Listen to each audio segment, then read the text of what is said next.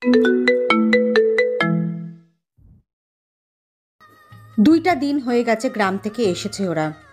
Dhaka back করার পরপরই আবরার ভীষণ ব্যস্ত হয়ে পড়েছে। মানহাকে 2 দিন খুব কম সময় দিতে পেরেছে। মানহা ব্যালকনিতে দাঁড়িয়ে আছে একা একা। অনেক দিন পর মনটা তার খুব খারাপ। কেন খারাপ সেটা ঠিক জানে না। গোধূলি বেলায় তুমি যেন আকাশের ভাষা, আমি দিব তাতে সুর, গানে গানে করব মুখরিত তোমায়, বিষাদ পালাবে বহুদূর।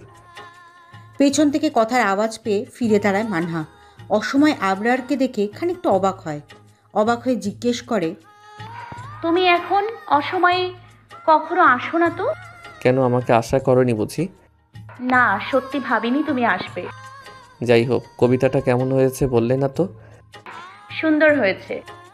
মন খারাপ করে বলে। আবরার 2 হাত দিয়ে মানহার মুখ আঁকড়ে ধরে বলে, আমি বুঝতে পারছি আমার বনবিড়ালের মনটা খারাপ। কেন খারাপ সেটা বুঝতে পারছি না। আমাকে একটু বলো জান, তোমাকে এমন আপসেট লাগছে কেন? মানহা আবরারকে জাপটে জড়িয়ে ধরে।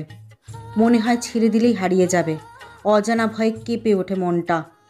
আবরার 2 হাত দিয়ে শক্ত করে জড়িয়ে ধরে বলে, বনবিড়াল কী হয়েছে বলো প্লিজ, তোমাকে এমন কেন দেখাচ্ছে? মানহা বিড়বিড় করে বলে, আমার খুব ভয় হচ্ছে আবরার। মনে হচ্ছে খারাপ কিছু হবে। মনের ভেতরে কেমন কু ডাকছে। কেন এমন হচ্ছে জানি না, খুব ভয় করছে আবরার। নো প্যানিক পাখি, কিচ্ছু হবে না। তুমি হয়তো টেনশন করছো, এই জন্য এমন হচ্ছে। রুমে চলো, একটু রেস্ট নিলে সব ঠিক হয়ে যাবে। মানহাকে চুপ থাকতে দেখে আবরার কোলে তুলে নেয় মানহাকে। সোজা রুমে এনে খাটে বসিয়ে দেয়। ফের বলে, তুমি একটু শুয়ে থাকো, আমি ফ্রেশ হয়ে আসছি। তারপর খাবার খেয়ে তুমি ঘুমাবে, ঠিক আছে? মানহা মাথা নেড়ে সায় দেয়। আবরার ওয়াশরুমে চলে যায়। রাতের ডিনার শেষ করে রুমে এসে শুয়ে পড়ে দুজনে। আবরার মানহার চুলে বিলি কেটে দিচ্ছে আর মানহা বিড়াল ছানার মতো লেপ্টে শুয়ে আছে। একসময় ঘুমিয়ে পড়ে দুজনে। মানহা বিকেলে বাবার বাড়ি যাওয়ার জন্য বের হয়েছে। আবরার অফিসে আছে, খুব বিজি, সেজন্য আর ফোন নিয়ে ডিস্টার্ব করেনি মানহা। ছোট্ট একটা মেসেজ দিয়ে রেখেছে। শাশুড়ি মাকে বলে বাসা থেকে বের হয়েছে। বাসার গাড়িটাও সাথে আনেনি। রাস্তায় তেমন একটা গাড়ি ঘোড়া দেখা যাচ্ছে না। অনেকক্ষণ দাঁড়িয়ে থাকার পরেও গাড়ি না পেয়ে হাঁটতে থাকে মানহা। সামনে থেকে রিক্সা বা অন্য কিছু পেলে উঠে পড়বে। হাঁটতে হাঁটতে অনেকটা পথ চলে আসে সে, তবুও গাড়ি পায় না। হঠাৎ পেছন থেকে কেউ কথা বলায় ভয় পেয়ে যায়। পেছনের লোকটা বলে, খুব তো সুখে দিন পার করছো, এদিকে যে আমি ভালো নেই সেটা কি তুমি জানো? তোমার বিরহে আমার দিন পার হয়। মানহা চকিত দৃষ্টিতে লোকটার দিকে তাকায়। লোকটাকে উপর থেকে নিচ পর্যন্ত পরোক্ষ করে, কিন্তু চিনতে পারে না। শুধুমাত্র লোকটার চোখ দুটো ছাড়া আর কিচ্ছু দেখা যাচ্ছে না। লোকটা ধীরে ধীরে মানহার দিকে এগিয়ে আসছে। মানহা তুতলিয়ে বলে, কে কে আপনি? সামনে আগাচ্ছেন কেন? কাছে আসবেন না। আমি আপনার কি কি কি ক্ষতি করছি? আ, আ, আপনাকে তো আমি চিনি না তাহলে। লোকটা মানহার কথা শুনে না শোনার ভান করে, নিজের মতো সামনে এগোতে থাকে। মানহার ভয়ার্ত চেহারা দেখে লোকটা হেসে ওঠে। মানহার আরও ভয় পেয়ে যায়, ভয় পিছোতে থাকে। লোকটা বলে, তোমাকে আমি সুখে থাকতে দিব না। তুমি আমার না হলে আর কারো হবে না, তাহলে তোমাকে শেষ করে দেব। বলে জোরে জোরে হাসতে থাকে। মান্না কিছু না ভেবেই দৌড় দেয়। লোকটাও মান্নার পিছু পিছু দৌড়াতে থাকে। একসময় কোথা থেকে আরও কয়েকজন লোক এসে মান্নাকে ঘিরে ফেলে। মান্না ভয়ে জড়সড় হয়ে দাঁড়িয়ে থাকে। লোকগুলোর ভেতর আরও একটা লোক এসে দাঁড়ায়। মান্নাকে তাড়া করা লোকটা। মান্নার দিক শূন্য লাগে সব কিছু। বারবার আবরারের মুখ ভেসে উঠছে। বাবা মা ভাই বোন সবাইকে মনে পড়ছে। মনে মনে বলছে, তাহলে কি আমার শেষ রক্ষা হবে না? আপনজনের কাছে ফেরা হবে না? বাবা মায়ের আদর ভালোবাসা পাবো না? আর আবরার, সে আমাকে ছাড়া কেমনে থাকবে? আমি ছাড়া সে নিঃস্ব। বাসায় এসে যখন দেখবে আমি নেই, তখন তখন কি করবে? মান্নার ভাবনার মাঝেই 2টো লোক মান্নার 2 হাত ধরে। মান্না চমকে লোকগুলোর দিকে তাকায়। সবগুলো লোকের মুখ ঢাকা, কাউকে চেনা যাচ্ছে না। নিজেকে বড্ড অসহায় লাগছে তার। সাহায্য চাওয়ার মতো কাউকে দেখছে না। জায়গাটা নির্জন, তেমন মানুষের আনাগোনা নেই। মাঝে মাঝে 2-1টা গাড়ি হাওয়ার চোটে চলে যাচ্ছে। মান্না আকুতি মিনতি করে বলে, প্লিজ ভাই, আমাকে ছেড়ে দিন। আমি আপনাকে আমি আপনাদের কি ক্ষতি করেছি? আপনাদেরও তো বাসায় মা বোন আছে, তাহলে কেন আমাকে এভাবে ধরে রেখেছেন? প্লিজ ছেড়ে দিন না। লোকটা ধমকে ওঠে। এই চুপ কর, বেশি কথা কস না, জানে মেরে দেব। লোকটার কথা শুনে কেঁপে ওঠে মানহা। দু চোখ বেয়ে পানি গড়িয়ে পড়ে। হাতের ফোনটাও নেই, সব কেড়ে নিচ্ছে লোকগুলো। মানহা ভেবে পাচ্ছে না লোকগুলো কারা হতে পারে। সবার ভেতর থেকে বস টাইপের লোকটা বলে, শোনো, আমি জানি তোমাকে আমি পাবো না, তাই তোমাকে বাঁচিয়ে রাখার কোনো প্রশ্নই আসে না। বলে পকেট থেকে ছুরি বের করে। ছুরি দেখে কলিজা কেঁপে ওঠে মানহার। লোকটা আস্তে আস্তে এগিয়ে আসে মানহার দিকে। ভয়ে মানহার গলা বুক শুকিয়ে আসে। লোকটা মানহার পেটে ঢুকিয়ে দেয় ছুরিটা।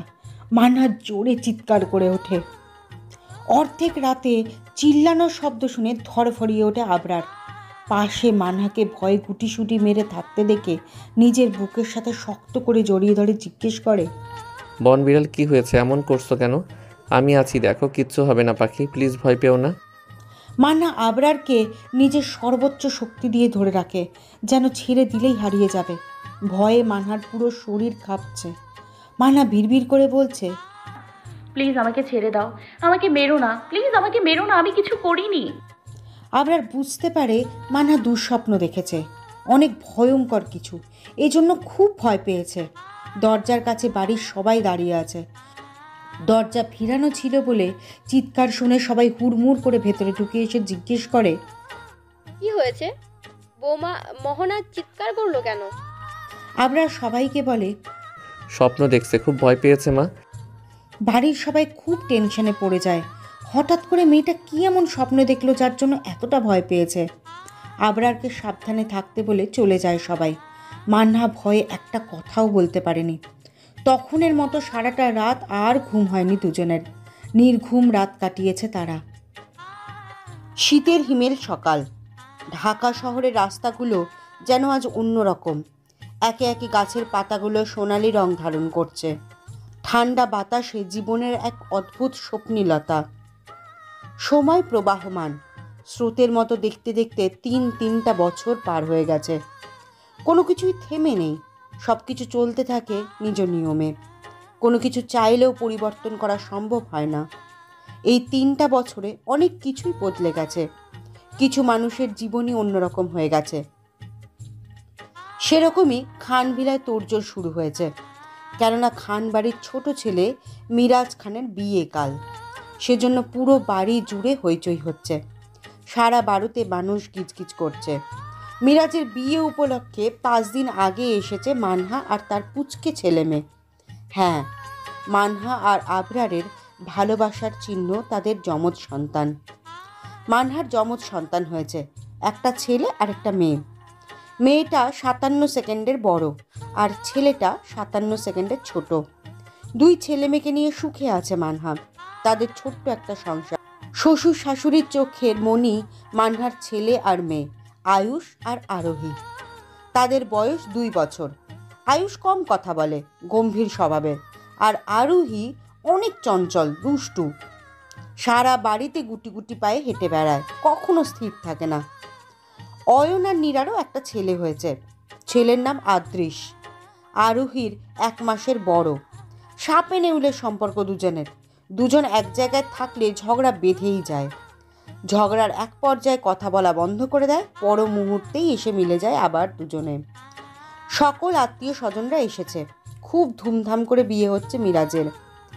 বিয়েটা প্রিয় মানুষের সাথেই হচ্ছে, এই জন্য মিরাজের আনন্দের শেষ নেই। তানসির সাথে তার সম্পর্কের কথা 1 বছর আগে জেনেছে সবাই। মানহা সবাইকে জানিয়ে দিয়েছে। ভাই আর বোনের ভালোবাসার পূর্ণতা পাইয়ে দেওয়ার জন্য সব করেছে। তানসির পরিবার বাংলাদেশে ব্যাক করেছে 1 মাস হলো। আমেরিকা থেকে একেবারের জন্য চলে এসেছে। তানসির বাবা নিজের রেস্টুরেন্ট বিক্রি করে দেশে এসে একটা বড় রেস্টুরেন্ট দিয়েছে। আর কত কালই বা নিজ জন্মভূমি ছেড়ে থাকবে তারা। শেষ বয়সে না হয় নিজ জন্মভূমিতে বাকি জীবনটা কাটানো যাক। ছেলেমেয়ের কথা ভেবেই এতদিন দূর দেশে থেকেছেন। নিজের বাড়িতে বসে ফোনে প্রেমালাপ করছে মিরাজ আর তানসি, কিন্তু তাদের প্রেমালাপ বেশিক্ষণ স্থায়ী হলো না। তাদের প্রেমালাপের ব্যাঘাত ঘটানোর জন্য চলে এসেছে মিরাজের বন্ধু নাহিদ। এসেই ফাজলামো শুরু করে দেয়। নাহিদের কাজকর্মে বিরক্ত হয়ে ফোন রেখে দেয় মিরাজ। রাগী দৃষ্টিতে নাহিদকে বলে, তুই আমাকে কথা বলতে দিলি না তো? এখন তোর ব্রেকআপের সম্পূর্ণ দায়িত্ব আমার। লাও ঠেলা সামলাও, সমানে কথা বলতে দিলাম না বলে তুই আমার ব্রেকআপ করে দিবি মামা? 2 দিন পর বাবা মা বিয়ের প্রস্তাব নিয়ে যাবে বলছে। এখন যদি বলি মা বাবা আমার ব্রেকআপ হয়ে গিয়েছে, তোমাদের যেতে হবে না, তখন তারা অন্য কোথাও বিয়ে দেওয়ার জন্য উঠে পড়ে লাগবে। মান সম্মান বলতে কিছু থাকবে না আমার। নাহিদের কথায় হেসে ওঠে মিরাজ, বলে, আমি তো এইটাই চাচ্ছি মামা। শালা বন্ধু নামে কলঙ্ক তুই। থাকবো না তোর বিয়েতে, চলে যাব কোথায়? বিদেশে। বলে দুজনে উচ্চস্বরে হাসতে থাকে। দুজনের হাসির শব্দ শুনে সেখানে উপস্থিত হয় মানহা। সেখান দিয়ে যাওয়ার সময় হাসির শব্দ শুনে না এসে আর পারল না। এসে ভ্রুকুচকে জিজ্ঞেস করে, কি ব্যাপার, তোরা দুজন এভাবে হাসছিস কেন? পাগল টাগল হয়ে গেলি না তো? মানহার কথার পরিপ্রেক্ষিতে মিরাজ বলে, চলে যাব কিন্তু। মানহা অবাক হয়ে বলে, কোথায়? বিদেশে। মিরাজের কথা শুনে মান্না ভ্যাবাচাকা খেয়ে যায়। কী সব বলছে তার ভাই? আজ বাদে কাল বিয়ে। মান্না এগিয়ে এসে মুখে হাত দিয়ে সিরিয়াসলি বলে, মিরাজ, তোর কি হয়েছে? এভাবে আবল তাবল বকছিস কেন? তুই ঠিক আছিস তো ভাই? মিরাজ বুঝতে পারে তার আপু অন্য কিছু ভেবে ফেলেছে, তাই আপুকে জড়িয়ে ধরে বলে, আপু, আমি মজা করছিলাম তোমার সাথে, তুমি টেনশন করো না তো। একটু আগে নাহিদ আমাকে একই কথা বলছিল, তাই আমিও তোমাকে সেটাই বলছি। যাক বাবা, সব ঠিক থাকলেই হচ্ছে। তোরা এনজয় কর, আমি আসি। ওকে আপু। রাত 11টা। একটু আগে মিরাজের হলুদের অনুষ্ঠান শেষ হয়েছে। এখন যে যার মতো করে আছে। কেউ কেউ হাতে মেহেন্দি দিচ্ছে, কেউ কেউ শুয়ে পড়েছে, কেউ কেউ ফোন দেখছে। নিজের চিরচেনা রুমের ব্যালকনিতে দাঁড়িয়ে আছে মানহা। তাকে পেছন থেকে জড়িয়ে ধরে ঘাড়ে মুখ গুজে দিয়ে আছে আবরার। মানহা চুপচাপ উপলব্ধি করছে তার ব্যক্তিগত পুরুষের ছোঁয়া। আবরার নেশালো কণ্ঠে বলে, তুমি এত কিউট গুলুমুলু কেন বনবিড়াল? তোমাকে এত কেন ভালো লাগে আমার? আবরারের কথায় মানহা হেসে উঠে বলে, তুমি আমাকে ভালোবাসো বলে আমাকে কিউট গুলুমুলু লাগে। তোমার কাছে পুরুষের চোখে তার ভালোবাসার নারীকে দেখতে সবসময়ই ভালো লাগে, কখনো খারাপ লাগে না, বুঝছো? হতে পারে। একইভাবে থেকে আবরার বলে, দেখতে দেখতে কতগুলো দিন পার হয়ে গেল, সবটা স্বপ্নের মতো লাগে, তাই না? হ্যাঁ, কিন্তু স্বপ্ন দেখতে যে আমার ভয় লাগে আবরার। সেদিনের সেই স্বপ্ন আজও আমায় তাড়া করে বেড়ায়। আমি থাকতে ভয় কিসের? সবসময় নিজের সর্বোচ্চ দিয়ে তোমাকে আগলে রাখবো। বলে মান্নাকে ঘুরিয়ে কপালে ভালোবাসার পরশ ছুঁয়ে দেয়। অনেক রাত হয়েছে, চলো ঘুমিয়ে পড়ি। বাচ্চা দুটো ঘুমোচ্ছে। ওদেরকে ওদের মতো থাকতে দাও। তুমি আমাকে সময় দাও বউ। অনেক দিন হলো বউয়ের সাথে ঠিক করে রোম্যান্স করতে পারি না। আজ একটু সুযোগ পেয়েছি, সেটা কি হাতছাড়া করা যায়? বলে ঠোঁট কামড়ে হাসে আবরার। আবরারের কথায় মুখ হাঁ হয়ে যায় মানহার। বিস্ময় নিয়ে বলে, ছি, কি বলো? 2 বাচ্চার বাপ হয়েও ছোটকাটা কথাবার্তা ছাড়তে পারলা না। বুইড়া বয়সে এসে এসব কথা বলো, ছি ছি ছি। তুমি আনরোমান্টিক থেকে গেলে বউ। একটু রোমান্টিক হতে পারো না? তাহলে আমার ছেলে মেয়ের আবার ভাই বোন দুনিয়ায় ল্যান্ড করতে পারতো। আবরারের লাগামহীন কথাবার্তা আর সহ্য করতে পারে না মানহা। ব্যালকনি থেকে রুমে চলে যায়। মানহার কাণ্ডে বোকা বনে যায় আবরার। এক দৃষ্টিতে তাকিয়ে থাকে সেদিকে। সে বুঝতে পারল না তার বউ রাগ করলো নাকি লজ্জা পেয়ে চলে গেল। সকাল থেকেই খান বাড়িতে বিয়ের আমেজ লেগেছে। নভেম্বর ডিসেম্বর মাস মানে বিয়ের মাস। মুরব্বীরা বলে নভেম্বর আর ডিসেম্বরে বেশি বিয়ে হয়, আর সেটাই মিরাজের ক্ষেত্রে প্রমাণিত হলো। মিরাজ খয়েরি রঙের শেরওয়ানি পরেছে, দেখতে রাজপুত্রের মতো লাগছে। আর ফর্সা গায়ে খুব ভালো মানিয়েছে। একে একে ছোট বড় সবাই তৈরি হয় বরযাত্রী যাওয়ার জন্য। মানহা কালো রঙের জামদানি শাড়ি পরেছে, যেটা তাদের 3য় বিবাহ বার্ষিকীতে দিয়েছিল আবরার। মানহার সাথে ম্যাচিং করে কালো রঙের পাঞ্জাবি পরেছে আবরার। সাধারণত বিয়েতে প্রতিটা মেয়েই শাড়ি পরতে ভালোবাসে, আর ছেলেরা পাঞ্জাবি। মানহার ছেলে আয়ুষ বাবার সাথে ম্যাচিং করে কালো পাঞ্জাবি, আর আরোহী মায়ের সাথে ম্যাচিং করে কালো প্রিন্সেস ড্রেস পরেছে। একটা হ্যাপি ফ্যামিলি তাদের। চারজনকে একই রকম ড্রেসে মারাত্মক লাগছে। সিঁড়ি দিয়ে নামার সময় সকলের দৃষ্টি তাদের দিকে। কিছু কিছু মানুষ অদ্ভুত দৃষ্টিতে তাকিয়ে আছে, অনেকেই প্রশংসা করেছেন। পার্লার থেকে মেয়েরা এসে তানসিকে সাজাচ্ছে। একমাত্র মেয়ের বিয়ে, কোনো কমতি রাখছেন না তানসির বাবা তাহের আহমেদ। আহমেদ ভিলা সুন্দর করে ডেকোরেশন করা হয়েছে, রং বেরঙের ফুল দিয়ে পুরো বাড়িটা সাজানো হয়েছে। তানসিকে লাল রঙের শাড়ি পরানো হয়েছে। প্রতিটা মেয়ের ইচ্ছে বিয়েতে লাল টুকটুকে শাড়ি পরে বউ সাজা, মনের মতো মেকআপ করা, নিজেকে নতুনভাবে সাজিয়ে তোলা। পার্লারে দুইটা মেয়ে তানসিকে সাজাচ্ছে। তানসি চুপচাপ স্ট্যাচু হয়ে চেয়ারে বসে আছে। তার পাশে তানসির বেস্ট ফ্রেন্ড জেনি সুদূর আমেরিকা থেকে তানসির বিয়েতে এসেছে। তানসি খুব খুশি হয়েছে। জীবনের গুরুত্বপূর্ণ একটা দিনে বেস্ট ফ্রেন্ডকে কজনই বা কাছে পায়, তাকে বোঝার জন্য। কষ্টের ভেতরে হাসি পাচ্ছে তানসির জেনির কাণ্ডে। জেনি বাংলাদেশের কালচারের সাথে অভ্যস্ত নয়, এই জন্য প্রতিটা ক্ষেত্রে অস্বস্তি ফিল করছে, কোনো কোনো কাজে হেরফের করে ফেলছে। এই যেমন একটু আগে তানসির চাচাতো ভাই রিয়াদ এসে জেনির সাথে ফাজলামো করে গেল। জেনি তেমন বাংলা বোঝে না বলে তেমন কিছু বলতেই পারেনি। জেনি সেজে গুজে তৈরি হয়ে বসে আছে। এখন তানসির শেষ হবার জন্য অপেক্ষা করছে। তানসিকে ভারী মেকআপে আকাশের হুড়পড়ি লাগছে, চেনাই যাচ্ছে না। সাজানো কমপ্লিট হলে পার্লারে মেয়ে দুটো চলে যায়। জেনি তানসিকে আয়নার সামনে দাঁড় করিয়ে বলে, দেখ তো তানসু বেবি, তোকে কেমন লাগছে? তানসি নিজেকে আয়নায় দেখে অবাক হয়ে যায়। আগে কখনো এত ভারী মেকআপ করেনি ও। নিজেকে নিজেই চিনতে পারছে না, বড্ড অচেনা লাগছে নিজেকে। ঠোঁটে লাজুক হাসি তানসির। তানসির আশ্চর্য, আবার মুখে লাজুক লাজুক হাসি দেখে জেনি মুচকি হেসে বলে, হেই নতুন বউ, খুব সুন্দর লাগছে তোকে। আমি ক্রাশ খাইছি বেবি। তোকে যা লাগছে না, মিরাজ ভাই দেখলে হার্ট অ্যাটাক করবে। তুই চুপ কর না জেনি, আমার লজ্জা করছে খুব। মিরাজরা দুপুর 2টায় বের হয় তানসিদের বাসার জন্য। বরের গাড়ি খুব সুন্দর সাজানো হয়েছে। সারি সারি অনেকগুলো মাইক্রোকার, অনেকগুলো বাইক, সব মিলিয়ে খুব সুন্দর লাগছে দেখতে।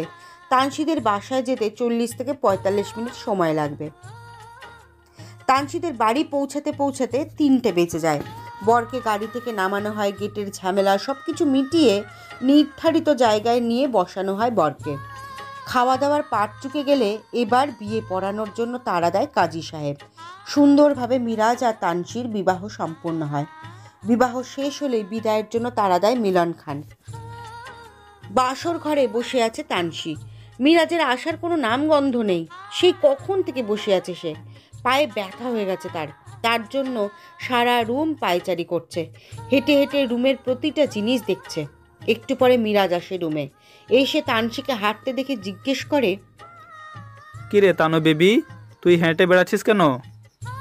সদ্য বিয়ে করা বরের মুখে তুই শব্দ শুনে ধপ করে মাথায় আগুন জ্বলে যায় তানসির। রেগে মিরাজের শেরওয়ানির কলার ধরে বলে, তোর সাহস তো কম না, তুই আমাকে তুই করে ডাকছিস, তারপর আবার সেই তানু বেবি। মিরাজ এক টানে তানসিকে নিজের বাহুডোরে আবদ্ধ করে নেয়। মিরাজের এহেন কাজে ভড়কে যায় তানসি। মিরাজ তানসির কোমর জড়িয়ে বলে, প্রথমত মুখ ফসকে তুই শব্দটা বের হয়ে গেছে। দ্বিতীয়ত তোকে তানু বেবি ডাকতে আমার খুব ভালো লাগে। তোকে ভালোবেসে তানু বেবি বলে ডাকি। এখন থেকে তুই শব্দ আর ব্যবহার করব না, কারণ তুই ডাকলে অনেক পরপর লাগে। এখন থেকে তুমি করেই বলবো, সেটা আমি সারা জীবন মৃত্যুর আগ পর্যন্ত বলবো। এতক্ষণ সবটা মুগ্ধ হয়ে শুনলেও লাস্টের কথায় চমকে ওঠে তানসি। চোখ টলমল করে ওঠে। তানসি কাঁপা কাঁপা কণ্ঠে বলে, প্লিজ কখনো বিয়েতে কথা বলবে না, তোমাকে হারাতে পারবো না। আমি খুব ভালোবাসি তোমাকে। বলে জড়িয়ে ধরে। মিরাজের ঠোঁটে তৃপ্তির হাসি, পূর্ণতার হাসি। প্রেয়সীকে পরম যত্নে আগলে নেয় হৃদমাঝারে। মানহা বাচ্চাদের ঘুম পাড়িয়ে ছাদে চলে যায়। রাতের ঠান্ডা ঠান্ডা বাতাস শরীর ছুঁয়ে যায় তার। ছাদে কেউ নেই, সে একা দাঁড়িয়ে আছে। আবরার মানহাকে সারা বাড়ি খুঁজে খুঁজে কোথাও না পেয়ে ছাদে এসে দেখে তার বউ একা একা দাঁড়িয়ে আছে। পেছন থেকে গিয়ে জড়িয়ে ধরে। মানহা ভয়ে চমকে ওঠে। পর মুহূর্তে বুঝতে পারে এটা আবরার। দুজনে কিছু একান্ত সময় কাটায় ছাদে। দুজন দুজনকে জড়িয়ে ধরে দোলনায় চন্দ্রবিলাস করে। রোম্যান্টিক মুডে আছে দুজনে। তাদের রোম্যান্টিকের 12টা বাজানোর জন্য চলে আসে আয়ুষ আর আরোহী। দুজনে গুটি গুটি পায়ে এসে দুজনের সামনে দাঁড়ায়। সেটা আবরার বা মানহা কেউই টের পায়নি। আবরার যখন মানহাকে কিস করতে যাবে তখন আয়ুষ বলে, পাপ্পা, তুমি আমাদের মতো মাম্মিকে আদর করছো কেন? মাম্মি তো ছোট না। 2 বছরের আয়ুষের কথায় ছিটকে দূরে সরে বসে আবরার আর মানহা। এতটুকু ছেলের কথায় আশ্চর্য হয়ে যায় দুজনে। বেশি অবাক, এত রাতে তারা এখানে কি করছে? মানহা কৌতূহল নিয়ে বলে, আয়ুষ, আরোহী, তোমরা এখানে কি করছো? এত রাতে ছাদে আসলে কিভাবে সোনা? পেছন থেকে নীরা হেসে ওঠে মানহার কথায়। দুজনে ঢের বুঝতে পারে এদেরকে নীরা এনেছে। আবরার গিয়ে নীরার কান ধরে বলে, পাজি মেয়ে, এরকম কেউ করে? ওরা ছোট, তুই বুঝিস না? ওদেরকে কেন আনছিস এখানে? আহ ভাইয়া, লাগছে, ছাড়ো। আমি কি করব বলো? তোমার যে দুরন্তর ছেলে তোমাদেরকে সারা বাড়ি খুঁজে না পেয়ে যখন আমাকে দেখে তখন বলে, ফুপিমণি, মাম্মি আর পাপা কোথায়? তখন আমি ওদেরকে নিয়ে ছাদে আসি। আর আমি কি জানি আপনারা এখানে বসে রোম্যান্স করছেন? বলে মুখ বাঁকিয়ে চলে যায় নীরা। আবরার মেয়েকে কোলে তুলে বলে, আরোহী মা, এত রাতে বাইরে বের হওয়া তোমাদের ঠিক হয়নি প্রিন্সেস।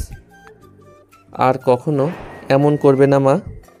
ছোট্ট আরোহী কি বুঝলো সে জানে না, বাবার কথায় বলে, পাপা, তোমরা এত রাতে ছাদে কি করছো? মেয়ের কথায় টাস্কি খেয়ে যায় আবরার। মানহা আয়ুষকে কোলে নিয়ে খিলখিল করে হেসে ওঠে। আবরার রাগী দৃষ্টিতে তাকায়। আবরারের তাকানো দেখে মানহা চুপ হয়ে যায়, কিন্তু মুখ টিপে হাসে। 2 বছরের বাচ্চা হলে কি হবে, তাদের পুরো কথা স্পষ্ট। আবরার আর মানহা ছেলে মেয়েকে নিয়ে দোলনায় বসে। আবরার বলে, ভালোবাসাকে ভালোবাসার চাদরে মুড়িয়ে নিয়েছি। নতুন ছন্দে মেতে উঠেছে জীবন। ভালোবাসা রয়ে যাবে আজীবন।